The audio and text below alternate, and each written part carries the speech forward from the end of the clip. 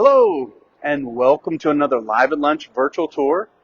Today is Ask an Archivist Day here at the Kentucky History Center in historic downtown Frankfort. So I'm upstairs in the Martin F. Schmidt Research Library. We're going to meet our digital archivist, Alyssa, in just a moment. My name is Greg, and during our tour, I'll act as your voice. Just ask your questions in the comment section, and I'll share your questions with Alyssa. While you enjoy your lunch, we'll share some bite-sized history and let you know about some exciting and upcoming programming. Be sure to let us know where you're watching from, too, and post your questions in the comment section.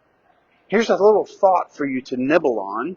How do you protect and preserve your family historic treasures at home? Do you have a little place where you keep them?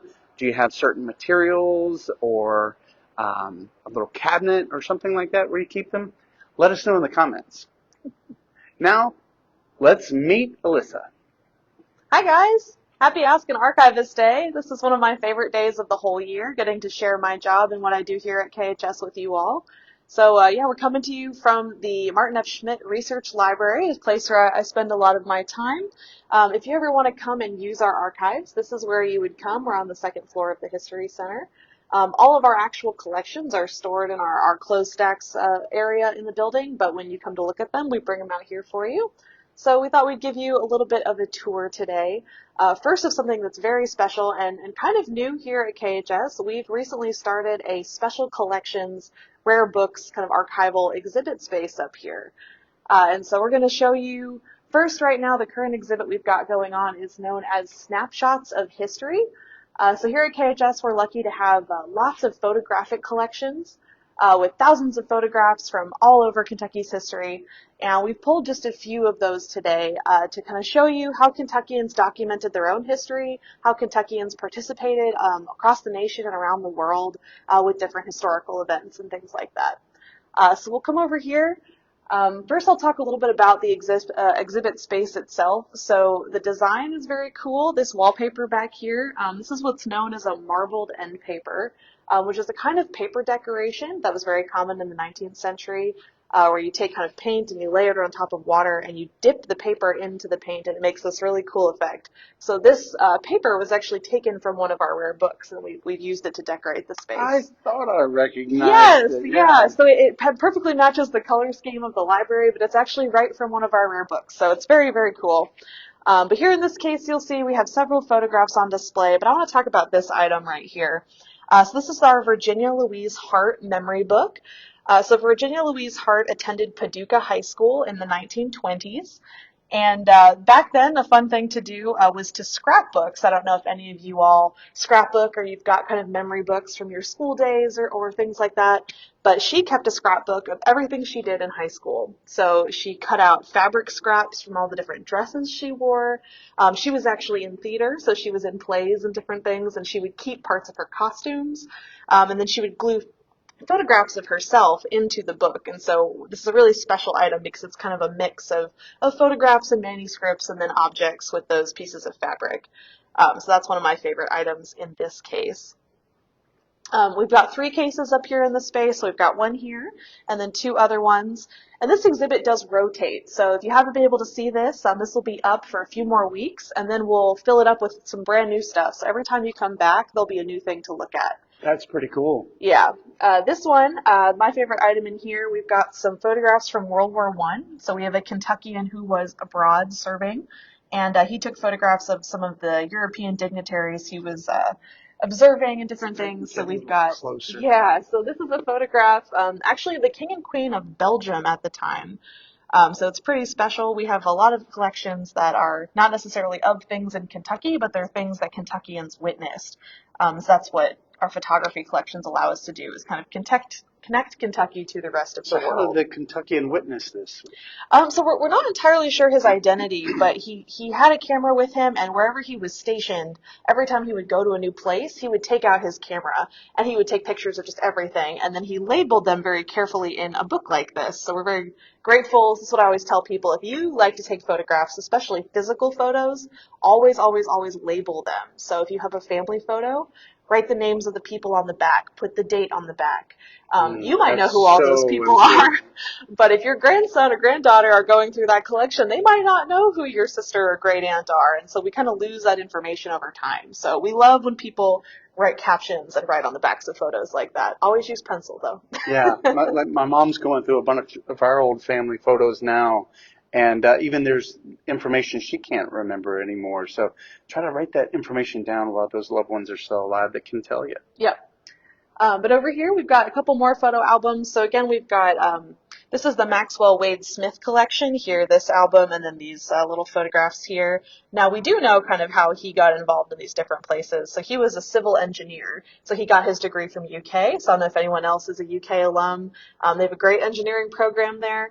And he took his engineering degree and he went all over the world to work on big projects. So he was involved in the Panama Canal. So we have photographs of the Panama Canal here. He was in Mexico for a time. So a lot of these photographs are from his time in Mexico. And our librarian picked these because of all the animals. So not only do we have, a donkey or a horse or a burro, something up there, but we also have a lizard and a dog, just all kinds of things. And so this is just a really fun collection with all these different snapshots from Maxwell's time kind of all over the world.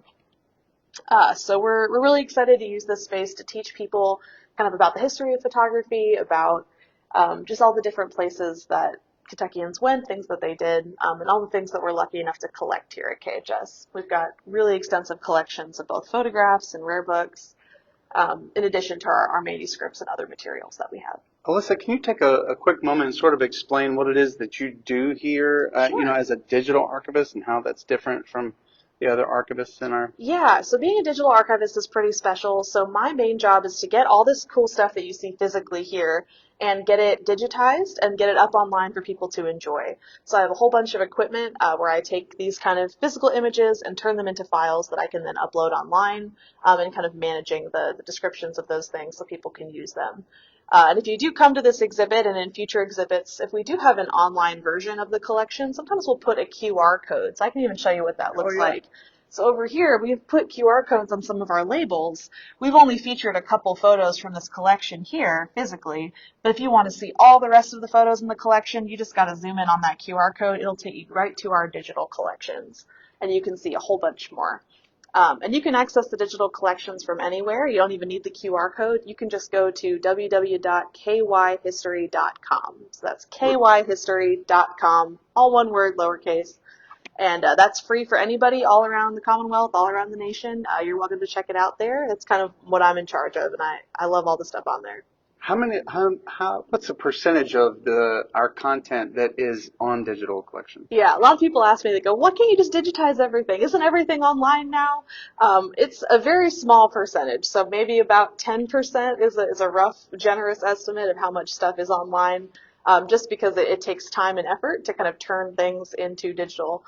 And we're trying our best. We add things every single day, every single week. There's new stuff to look at, but we just have so many collections that it would take like 100 years to get through all of them. Yeah, it's still staggering to hear that that's only 10% when you look at how much content really is on our digital collections, that can be browsed through and explored, and there's transcripts for everything on there too. So there's oral histories that you can even access. Yeah, there. exactly. And we try to make things as accessible as possible. Yeah, so including things like transcripts, making it searchable. So we add, search terms and descriptions so you can type anything you want into the search bar and see if we've got it. And odds are we do.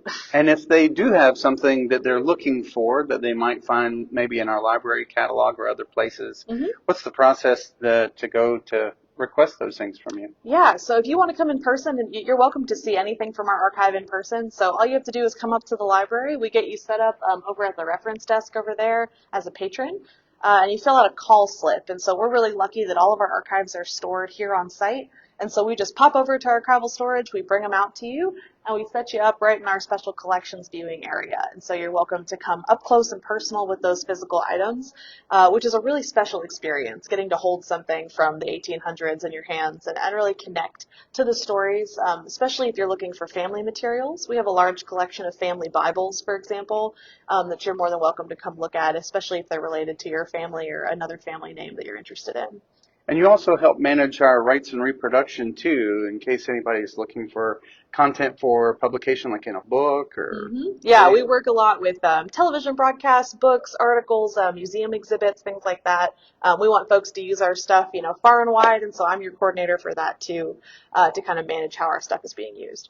We've got a few more minutes on our live. Do you mind showing us what you're working on right now? Yeah, sure. Why don't you come with? So my space is in here. So I mentioned that equipment that I use to digitize. So we've got several pretty cool machines here. We've got some scanners that I use. So these are what we use for kind of smaller items, and some of those photographs would be on a scanner like this. This is kind of like a scanner you'd have at home, and you can actually, buy smaller versions of these if you want to digitize your own family photos. And then also a lot of public libraries. So if any of you all are in Lexington, for example, the Lexington Public Library has a lot of scanners like this available in some of their kind of maker spaces or digital labs. If you want to learn how to digitize your own family photos, that's becoming a lot more popular and accessible. If you need any help with that, feel free to get in touch with me. I help folks all the time kind of figure out, what's the best practices for that. This is my big Book Eye scanner here. I use this to do books or maps like this one. Kind of bigger things like posters, all I get to do on this lovely big machine. It's got a handy screen there to kind of show you what you're working on. And yeah, and this is pretty cool. The actual camera is up here in the top, so nothing actually touches the items. This is really good for things that are super fragile or kind of bulky or a weird shape that can't go kind of under this lid here. I get to just shoot them from the top with this, which is very cool. And then if you all have been on our Facebook today, it's Ask an Archivist Day, so I've been kind of posting about what I'm working on. But this is one of my processing spaces where we work through different collections. So right now we're working on a large collection of photographic negatives from Frankfurt. And so these are super fun because they're actually made of glass. So if any of you are into the history of photography, you might know that early photos, instead of being shot on like a plastic film, were actually shot on these pieces of glass. And so we've got a very large collection. They're very old. They're not always in the greatest condition, but we're trying to preserve them, take care of them, and then also digitize them so that content can be shared before it's kind of totally lost to time. So it's a pretty fun project. It's a lot of work, but it's a very special collection that we get to share. So it's kind of what I'm working on right now. Very cool. All right, well, we'll be monitoring the video throughout the rest of the day. So all of our viewers, thanks for joining us. If you have any questions for Alyssa, be sure to post them in the comment section or any of the other social media posts that Alyssa is dropping today. She's kind of taken over our social media for the day for Ask an Archivist. So all those questions you've ever had, be sure to ask them and get a professional's opinion on it. Thank you so much for joining us. We appreciate it, and have a nice day.